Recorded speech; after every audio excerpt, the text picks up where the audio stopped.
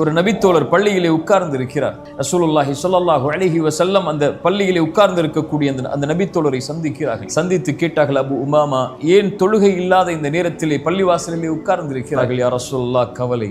யா ரசூலல்லாஹ், கடன் மிகைத்திருக்கிறது என்னை. அபு உமாமா, இந்த வார்த்தையை எல்லா தொழுகைக்கு பிறகும் சொல், எல்லா நேரங்களிலும் சொல்.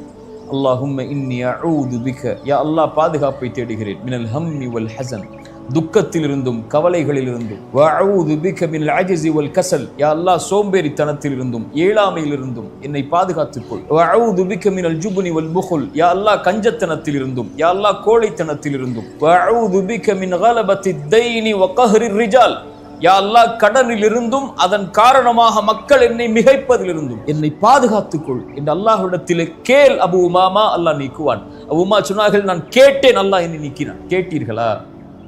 அழைத்தீர்களா? அல்லாஹ்விடத்தில் முறையிட்டீர்களா?